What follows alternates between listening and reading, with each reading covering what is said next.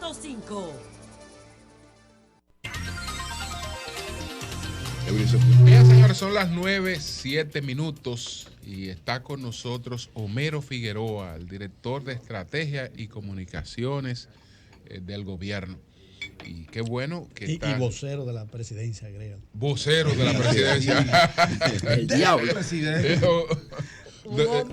¿Vocero del presidente o de la presidencia? De la presidencia. De la presidencia. Un hombre más amplio. Ni con el estrés del trabajo actual ha engordado, mantiene su peso. Correcto, nítido. no, porque es que en la vida hay que manejar los problemas manteniendo una distancia de su equilibrio emocional de 1 metro. Tú no puedes dejar que el problema se interiorice.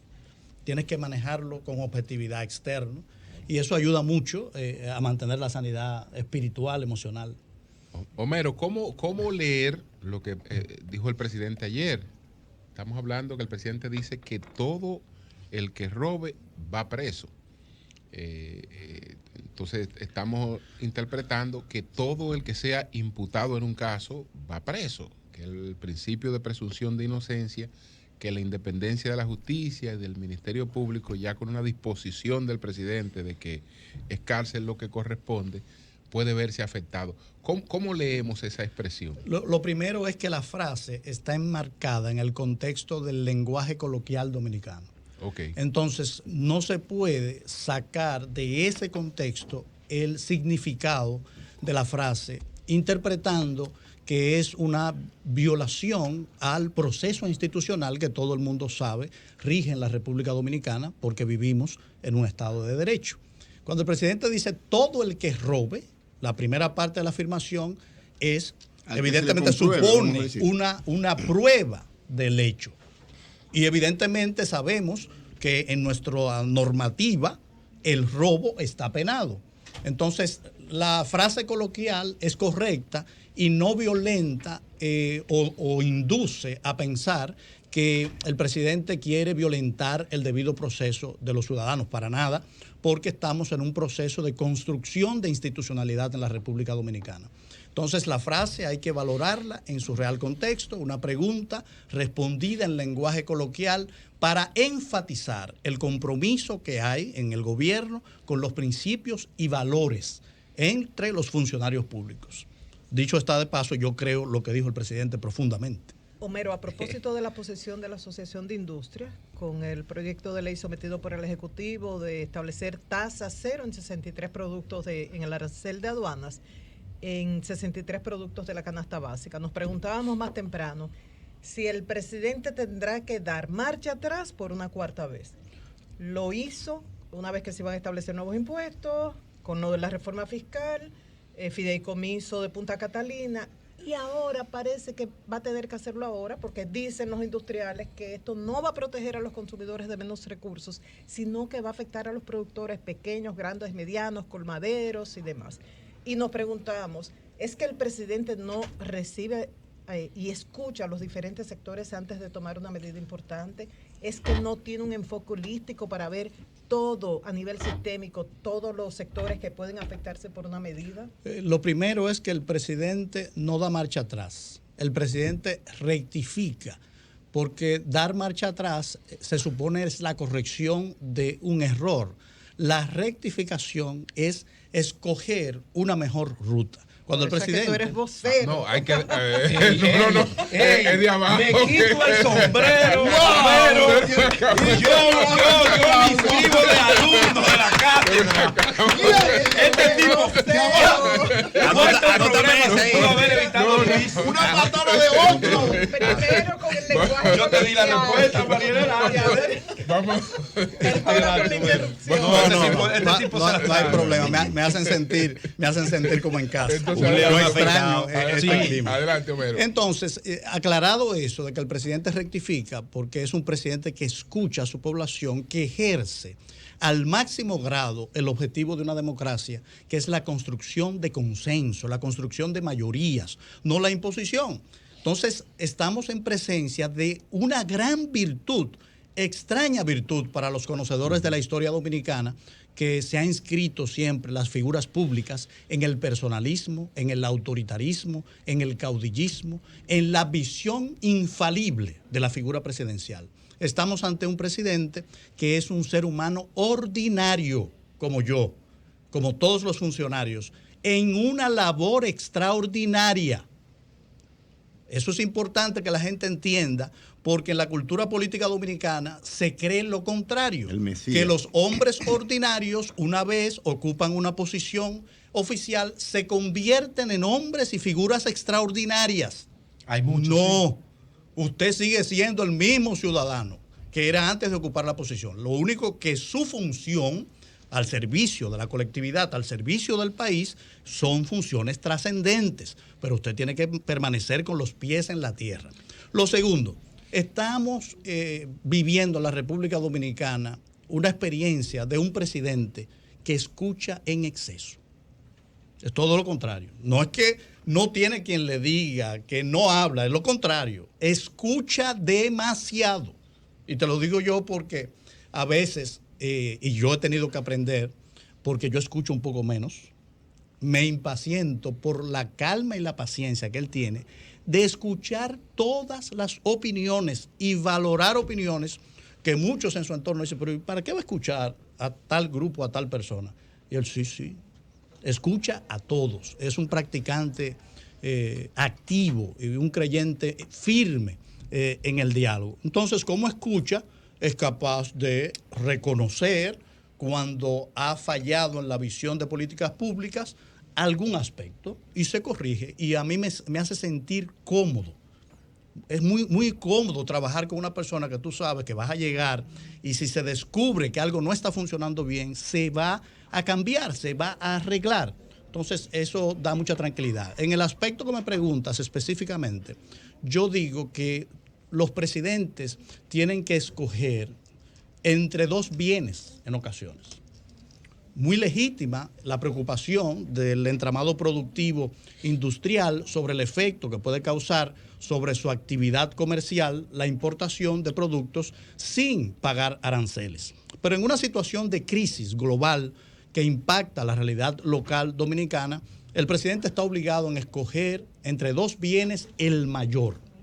Y el mayor bien es el que impacta positivamente a la mayoría de los ciudadanos. Entonces, el grave problema que tienen todos los países en el contexto actual del fenómeno que yo bauticé como pan de inflación, o sea, la inflación producto de la disrupción productiva, la disrupción logística de la pandemia, produjo un aumento de precios que nos obligó. Lo de pan de inflación es por pandemia. Por pandemia. Sí, pan inflación. Pan de inflación. Es un neologismo. Sí. Acuérdate que a mí me encantaba inventar palabras y todavía sigo con la Homero, escuchándote. Después va a venir la guerra de inflación. Sí, indudablemente que esa inflación, producto de la disrupción, ahora se ha agravado con el conflicto geopolítico, que es el conflicto físico entre Rusia y Ucrania, pero el conflicto de carácter mundial, global, porque a mí me han hecho esta pregunta. ¿Tú crees que entraremos a una tercera guerra? Y yo digo, ya tenemos una tercera guerra tecnológica y económica. Porque ¿qué es una guerra mundial? Es una guerra que convoca a la mayoría de los países. Y estaba leyendo una estadística, por ejemplo, hay un ejército de 172,000 personas voluntarias en un ejército tecnológico para sabotear los sistemas de ataque y defensa rusos de 100 países diferentes. Entonces estamos ante una guerra de carácter global tecnológica y ante una guerra de carácter global económica, porque hay sanciones del mundo entero. Y todavía la globalización no ha sido atacada. Dejen que empiecen a cortar cables submarinos. Para que ustedes vean y a boicotear satélites. Escuchándote hablar de lo que es el presidente, su agenda, la toma de decisión que escucha, tú me corriges, tiene la autoridad para hacerlo. Yo veo una especie de contradicción, porque precisamente en este proyecto del desmonte arancelario, de lo que se quejan los actores principales es de que no se le tomó en cuenta, de que no se les escuchó a la hora de tomar la decisión. Primera pregunta. Segundo, ¿tú no crees que la posición de máximo nivel, de dirigir un país. Luis, que ha sido un presidente que se cuida mucho del qué dirán, de su imagen, de su popularidad, ese recule permanente, no va a llegar un momento en donde la gente, lejos de creer que es muy humilde, va a entender que lo que pasa es que hay un alto grado de incapacidad en el entorno del presidente? Voy a empezar por la segunda y paso a la primera. Repito, es un valor democrático y vivimos en un país desacostumbrado al ejercicio democrático. No nos vamos a engañar, todos conocemos la historia contemporánea reciente, todos conocemos la historia global de la República Dominicana, desde la fundación de la República en 1844. No es natural el comportamiento de cambio en el ejercicio de la presidencia del presidente, porque el dominicano tiende a ese personalismo y autoritarismo, al que el jefe nunca se equivoca, a que al jefe se le dice sí señor y no se le contradice. No, en una democracia, el presidente, de hecho, se llama primer mandatario. La gente, por el uso, ¿verdad?, y el poco análisis de las palabras, interpreta como que alguien es el primer mandatario, como que es el superior. Y no, la palabra mandatario es el que hace un mandado de alguien. O sea, es un servidor del mandante, que es el ciudadano. Entonces, el primer mandante de una nación es el pueblo soberano. Y el primer mandatario es el primer servidor de la nación. Ojalá cuantas veces un presidente de aquí en adelante se equivoque, y voy a usar la palabra coloquial, recule. ¡Qué bien! Sí, yo estoy de acuerdo. ¡Qué comodidad da eso! Tú sabes lo insoportable, y yo lo viví. Yo lo viví cuando uno en este ejercicio hace críticas con la esperanza de ser escuchado y que se enrumbe por un mejor camino de políticas públicas, cualquier decisión, pero que yo me encontré en mis 20 años de carrera. Mandatarios infalibles que nunca se equivocaron, que nunca rectificaban. ¿Y qué causaba eso en los ciudadanos? Irritación, porque sentían, pero ve acá, yo solamente soy escuchado cada 4 años cuando voy a votar, pero la democracia no es solamente electoral, la participación, el diálogo constante, el consenso diario es parte de la democracia, y este presidente y el gobierno todo lo practica.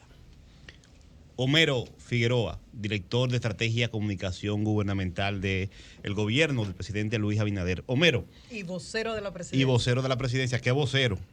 Ahora es el cronista del cambio. Así es. Ahí lo veo en las redes sociales, muy activo. Homero, en un momento antes de tu llegada a esta dirección y la creación de esta misma dirección, que te tocó crearla prácticamente, se hacían siempre, y todavía se hacen cuestionamientos al tema de la comunicación del gobierno, cada vez más complejo comunicar con esto de las redes. ¿Qué has hecho en la gestión que encabezas para mejorar el tema de la comunicación del gobierno, y cuáles tú entiendes que son todavía las debilidades que debe superar este gobierno, porque es un tema recurrente todavía? Correcto. Lo primero es que nada en el mundo funciona tan perfecto que escape a las críticas. Y de hecho, toda estructura, todo departamento, toda oficina pública es un organismo vivo que siempre hay que estar sobre ello perfeccionándolo. Entonces, yo no aspiro a la ausencia absoluta de observaciones sobre debilidades que podamos cometer, porque caería en soberbia. Soberbio es aquel que cree que es perfecto, que su realización no tiene debilidades. Y no, tenemos muchas debilidades y seguiremos avanzando. Pero hemos hecho un trabajo extraordinario en un tiempo récord, porque el decreto del presidente suprimió 2 instituciones y ordenó la creación de una nueva. O sea, la gente ha visto un cambio de letra, pero ese cambio de letra significa mucho. El antiguo DICON ahora es DIECON y tiene una E. Esa E es de estrategia. Y el gobierno, además de tomar una decisión de disminuir en una estructura que yo digo que estaba duplicada, porque tú no puedes dividir la función de trazar una estrategia y de comunicarla. No pueden ser 2 individuos diferentes, no pueden ser 2 departamentos. Claro. Yo creo... Es contra el manual. Hay que anotarme a mí la novedad de que cuando me reuní con el presidente a evaluar ese primer año de mi gestión en la DIAPE, que yo hice una transformación en 3 pilares. La primera, recursos humanos de primer orden. La segunda, tecnología de punta. Y la tercera, estructura física adecuada, porque no encontré ninguna de las tres. Y luego que ejecuté eso, que reduje en un 60% el personal, o sea, yo hacía en ese departamento con un 40% del personal, más que lo que se hacía antes, por la tecnología. Entonces, cuando voy a evaluar, le digo al presidente, mire, yo logré esto, pero también saqué una conclusión de que es innecesaria esta función como una dirección independiente. Y él me dijo, a ver, ¿qué tú quieres decir? Digo que es innecesario. No debe existir un director de análisis de la información y programación estratégica independiente. ¿Y qué tú propones? Bueno, vamos a fusionar las dos cosas y crear una estructura única. Y así vamos adelgazando, vamos quitando la grasa excesiva que tiene el gobierno, que tiene muchísimas dependencias que no deben de existir. Y en ese proceso estamos. El presidente escuchó y mediante decreto ordenó la creación del DIECON, que es totalmente nuevo, no solamente la E. Su estructura interna es totalmente nueva, su estructura de personal es totalmente nueva, con la filosofía de comunicación nuestra, no la pasada. Porque yo le decía a la gente, mira, yo no quiero, tuvimos excelentes profesionales en la función que hoy yo ocupo. Gente maravillosa que hizo un trabajo extraordinario y yo lo reconozco, pero yo no quiero ser el segundo D, yo quiero ser el primero mero. Entonces creé desde cero esta institución que tiene departamentos tan diferenciados como la Dirección de Relaciones con los Medios Locales. Nadie se acordaba de organizar. ¿Quién la dirige? Federico Reynoso. Sí, un periodista de Santiago. De Santiago y conocido en el país. Correcto. Es nueva. Medios locales. Medios locales. ¿Qué quiere decir? Nosotros atendíamos a los medios nacionales, pero nos olvidábamos de ese pequeño medio que estaba en Montecristi, o nos acordábamos solamente para ponerle publicidad. Muy importante. No. Yo lo tengo estructurados, organizados y con una comunicación permanente y directa. Hubo un amigo, un amigo que está cerca de usted, que montó una estructura parecida en los 8 años del presidente Fernández. Hay una diferencia porque ¿cómo que se llama? Las cosas tienen diferencias de matiz. No, esa estructura no es parecida. Brillante. No es nada parecida porque es una estructura formalizada. Hablamos de Rafaelito Núñez, brillante. La estructura de control de la comunicación de los pueblos. ¿Cómo era que se llamaba? La red. Sí, esta es diferente. Brillante en su trabajo. Ojo, este es diferente porque esa red pero tú dijiste que estaba cerca de Homero. Me dicen eso. Es mi amigo, sí. Pero no es amigo de todos. Físicamente. Rafaelito amigo de todos. Los mejores estrategas. Y un gran profesional. Pero tengo que apuntar que hay una diferencia. ¿Tiene alguno desliz del pasado que yo me gustaría tomar un café con él? Pues bueno, lo llamo. Me gustaría que quede claro esto. Le llevo tu mensaje. Me gustaría que quede claro esto. Son muy llaves, pero de verdad. Me permiten que quede claro esto. No hay similitud entre la estructura que yo he creado como formalización dentro del DIECON de esa antigua red. Son objetivos diferentes. ¿Tú entiendes? No se busca instrumentalizar los medios políticamente. Se busca una relación, una interacción con los medios que permita fluir la información oficial. Homero, el secretario general del PLD, Charlie Mariotti, hoy está planteando que definitivamente el PLD no va a apoyar la reforma constitucional. Tengo entendido que la Fuerza del Pueblo liberó un documento similar. Entonces, el camino de la reforma sería un poco cuesta arriba para el presidente Abinader porque habría que ir a conquistar votos de legisladores cuyos partidos ya han dicho que no van a apoyar la reforma constitucional. ¿Qué pasaría con el proyecto? Lo primero que yo voy a calificar esa decisión de esos partidos como muy lamentable. Muy lamentable porque es la primera ocasión de tantas reformas que se han hecho en la República Dominicana. Ya hemos perdido hasta la cuenta. Algunos dicen 39, otros dicen 40, otros dicen 38. Es la primera vez que se convoca a la nación para una reforma constitucional que busca fortalecer y hacer avanzar la institucionalidad democrática del país y que no tiene en ninguno de los elementos propuestos ningún objetivo coyuntural o particular para este gobierno o para este presidente. esta reforma no pertenece a los partidos. Esta reforma pertenece al pueblo dominicano. Yo te voy a decir algo. Nosotros, cuando digo nosotros como gobierno, y estoy hablando ya con carácter oficial, convocaremos a los ciudadanos, le explicaremos a los ciudadanos qué queremos hacer con esta reforma. Atención, prensa. Y la democracia, que de acuerdo a la Constitución pertenece al pueblo dominicano, ellos ejercerán esa potestad y obligarán a los partidos. O sea, que va como quiera. Pero lo que votarán. No se. Oiga, José, atiende tu trabajo que Antonio te está atendiendo. No, José está atendiendo. No, está atendiendo. Ahí te liga la noticia. Gobierno hará reforma como quiera. No, es verdad. No me hagas titulares interpretando mi palabra. Iremos a un referéndum, Homero. El gobierno el titular es el siguiente. El gobierno convocará a los ciudadanos a la primera reforma institucional de la historia dominicana que pertenece a los dominicanos. Y le va a dar la espalda a los partidos. No a los políticos. Iniciativa legislativa popular. La Constitución. Una iniciativa legislativa popular. No, déjame explicar. ¿Cuál es el titular, Eury? ¿Cuál es el titular? Oye, un palo. Convocará a los ciudadanos y le Vamos dará a la movilizar espalda el a los país entero. partidos. Explico. No dejaremos de espalda a los partidos. Vamos a ver. No. Déjalo explicar. Déjame explicar. Iremos a un referéndum. No se desesperen, no se desesperen. Explícame. Por definición, los partidos son organizaciones que articulan intereses de la sociedad.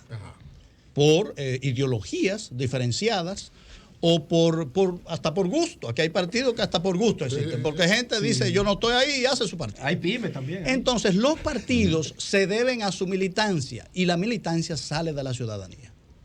Entonces se supone que si un partido es democrático y su militancia, que es parte de la ciudadanía, le dice mira, yo quiero esa reforma. Pero esa militancia no Pero vota. ¿quién aprueba la Está reforma? muy interesante. Esta militancia no vota. Porque Está son muy partidos interesante. antidemocráticos. Está muy interesante. Sí, Y aquello de la son representación para que partidos de capillas de 30 a 35 personas que se sientan y deciden por la gente. Esa es la Y razón. no debe ser. Centralismo ¿Quién democrático. aprueba? Ningún centralismo democrático, eso es Homero, autoritarismo. entonces, ¿qué vamos ¿Quién a hacer? aprueba la reforma, Espérate. Homero? El Congreso. El Congreso. ¿Quiénes están en el bien, Congreso? ¿Los ciudadanos en general Una o pregunta. los partidos en ¿A particular? quiénes representan los congresistas? ¿A los partidos o a los ciudadanos? ¿A quiénes obedecen los Muy interesante, muy congresistas? interesante. Muy A los interesante. Homero, a los partidos. en ese sentido, esa Le convocatoria, está dando si la se espalda al da, partido, No, presidente. no, para nada. No, lo está desafiando. a modo de que... No, Está desafiando. estoy convocando, Pero estamos si él ya convocando a la desafía, ciudadanía. esa es la Ese es el pregunta. titular. José. Eso es un Bueno, punto. adelante, pero No sean manipuladores, no sean No, no, manipuladores. ¿verdad lo que tú estás diciendo? No Y es así. novedosa. Tranquilo, Eury. Por parte. Ustedes están hablando con alguien que hacía titulares. Sería a Por través... eso, te está saliendo el titular.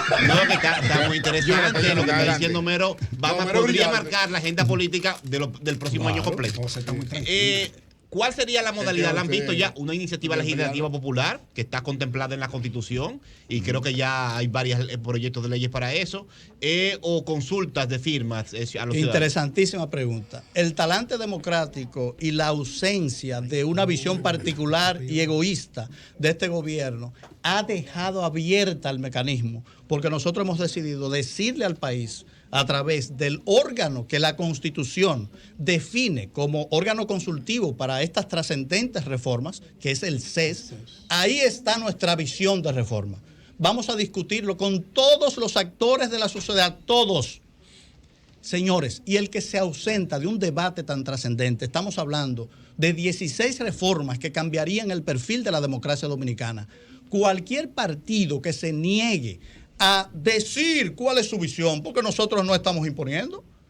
Que venga el PLD y diga cuál es su visión. Ellos lo han dicho. Que venga, no, su visión es que no haya ningún cambio. Han presentado documentos porque inextensos. les encantaba, y yo estaba en estos micrófonos en esos momentos, convocaban al pueblo para reformar constituciones solamente para resolver sus problemas políticos y coyunturales. O vamos a olvidar la discusión que durante años desembocó en la reforma que habilitó a Danilo Medina para la reelección.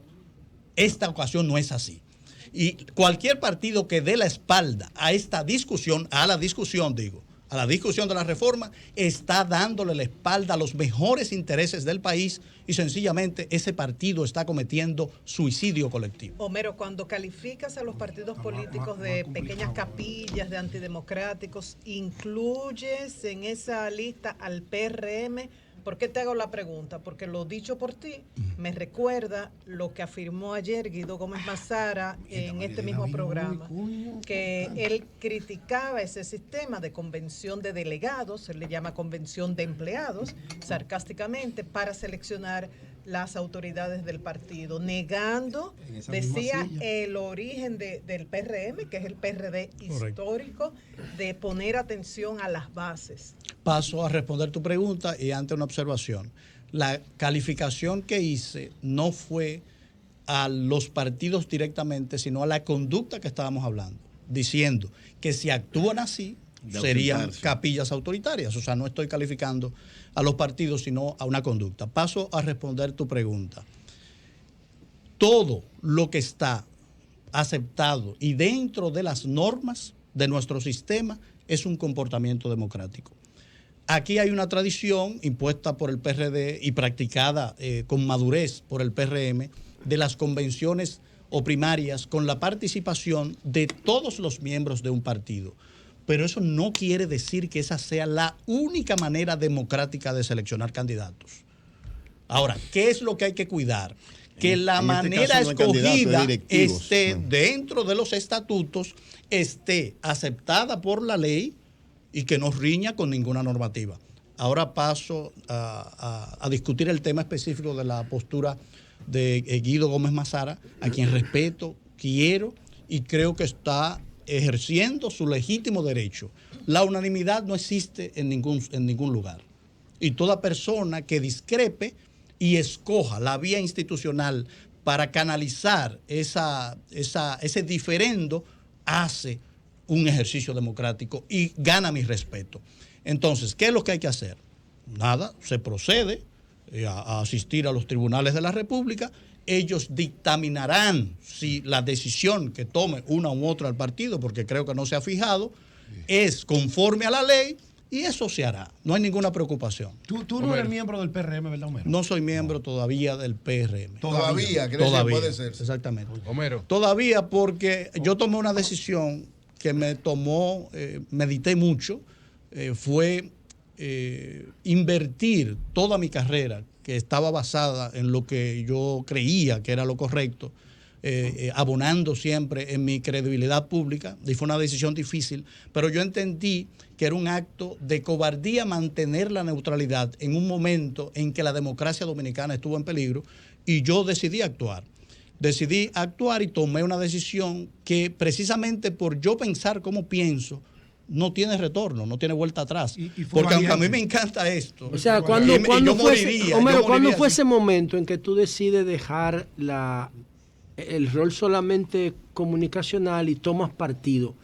¿Cuándo fue ese momento? ¿Cómo tú empiezas a construir la relación con Abinader y con el PRD? Bueno, no, la relación con Abinader, tengo que decirte, es muy antigua. Es una relación personal, de amistad, de muchos años. Y basada en el respeto mutuo, porque como éramos amigos y los amigos se conocen muy bien, tengo que decir que el presidente Abinader siempre respetó mi forma de ejercer la comunicación.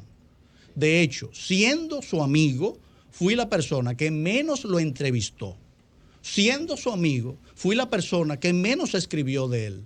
Y sin embargo, eso nunca erosionó la amistad, porque él sabía que yo no permitía que mi criterio público en la comunicación fuera dictado por ninguna fuerza externa. Yo siempre he hablado por estos micrófonos en función de lo que Homero Figueroa piensa, de lo que Homero Figueroa cree. Nunca he podido hablar en función de lo que otros quieren que yo crea. Y él fue siempre respetuoso por eso. Y al momento de yo decidir actuar en la arena política, porque entendí, después de un ejercicio tan largo, y fue progresivo, yo empecé a escribir artículos porque a mí me criaron para no intervenir en política. Mi papá me dijo, mira, dedícate a trabajar, a crear fuentes de empleo, o déjale la política a los políticos. Y yo me creí ese discurso. Hasta que yo entendí que la política, si uno no se mete con ella, se mete con uno. Entonces yo dije, pero este criterio con el que yo fui modelado no está funcionando, no se adapta. Porque ya yo no soy autónomo ni independiente, mi destino puede ser definido por un ente externo. Entonces, en este país, nada cambia porque usted diga cada mañana, mira, vamos a hacer esto, y me pasé 20 años Y yo dije, pero vea acá, y yo me voy a pasar la vida entera dibujando un país con la palabra que nunca existe en la realidad. Y eso me llevó a ir al único lugar donde se cambian las cosas, a este. Y ya no tengo marcha atrás porque ya yo no puedo ser aquel Homero. Ya yo tomé partido aunque no pertenezca. ¿Cuál es la valoración del presidente en estos momentos? La pregunta porque el señor Vega decía recientemente, y como él hace encuestas, que probablemente algunas de las encuestas que le estén entregando al presidente hablen de una disminución en la valoración. Y bueno, como no se publicó Gallup en febrero, ya empiezan las especulaciones de que por qué no se publicó, que por qué no se llevó esa tradición. Entonces, las informaciones que manejan ustedes sobre la valoración del presidente en estos momentos, ¿cuál es? Mira, me causa risa esa afirmación porque dentro de mis responsabilidades está hacer las encuestas. Okay. O sea, yo hago encuestas todas las semanas, más de una. Y yo sé exactamente cada día, cada minuto, cómo está, no solamente la valoración del presidente o del partido oficial, sino de todo el entorno político dominicano. Tengo que hacerlo porque para trazar estrategias, contribuir a la estrategia gubernamental, tengo que estar consciente y claro del escenario político, de la coyuntura política que estamos viviendo en cada momento. Y no me gusta hacer algo que era la tradición de esta posición. ¿Cuál de los 6 del PLD está mejor posicionado?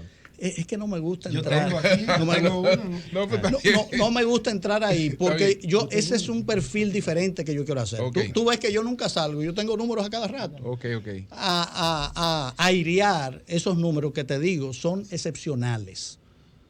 O sea, un presidente en tiempos de crisis, con la valoración estable, consistente y siempre al alza del presidente Abinader, es realmente una situación que es envidiable por todos los presidentes del mundo. Sobre Supérate, que estamos hablando de una estafa de cerca de 100 millones de pesos, y Jonathan, se ha dicho, finalmente, por clonación de tarjetas.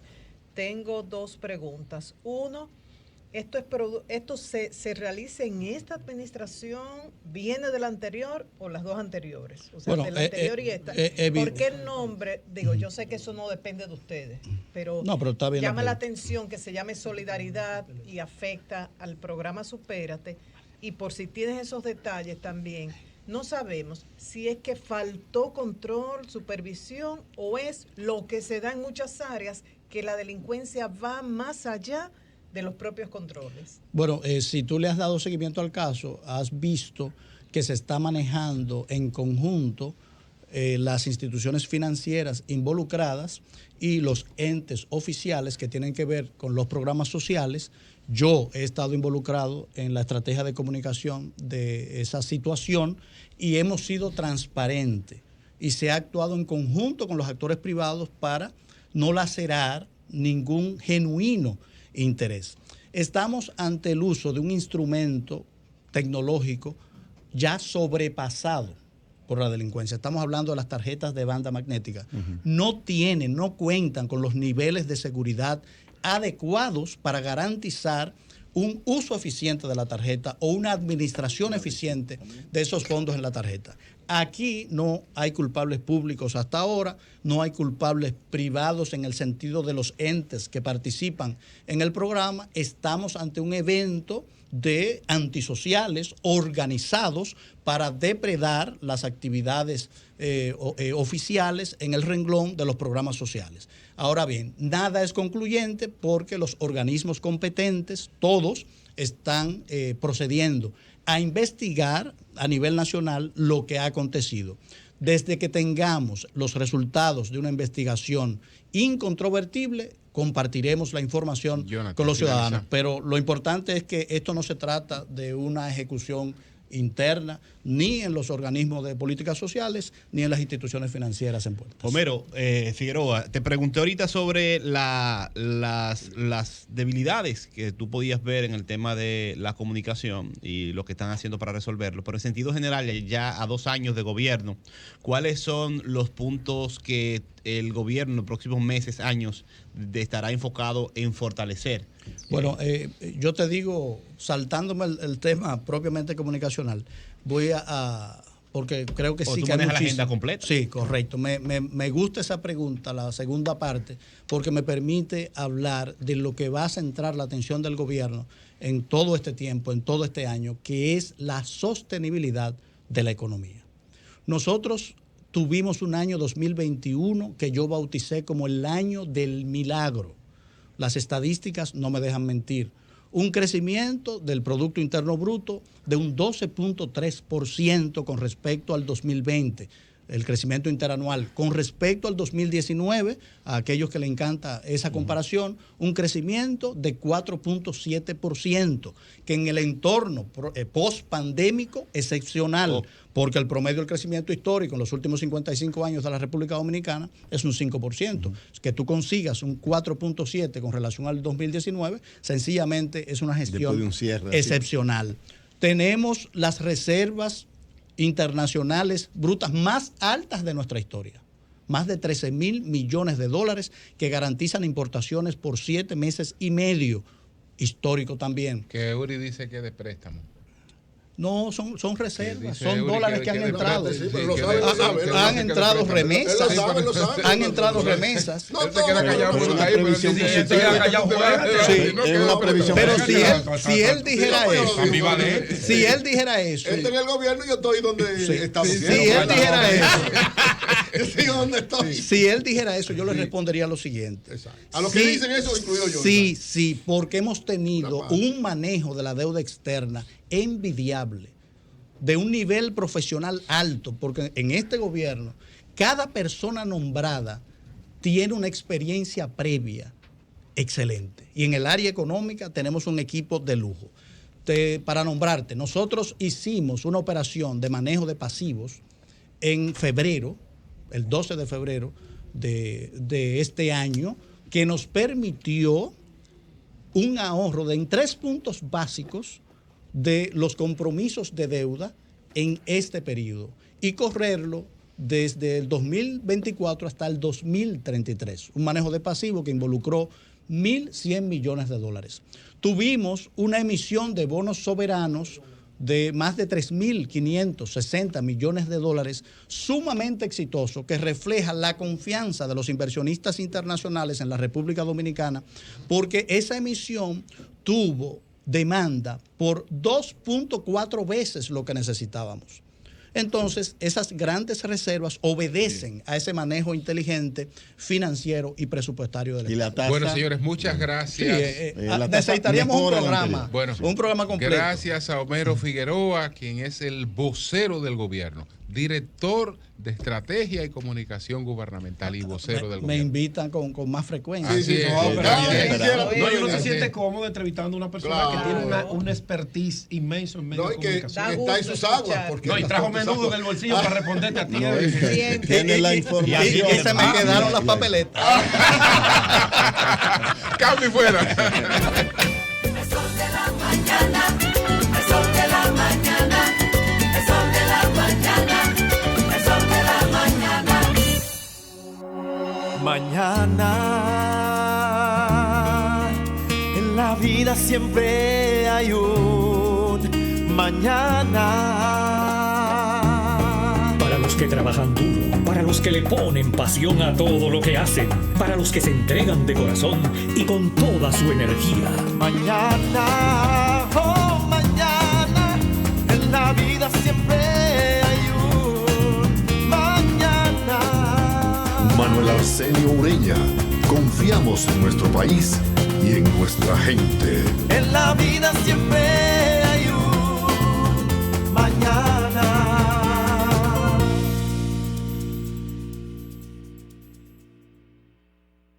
Nuevos televisores 4K Ultra HD TCL Serie P2.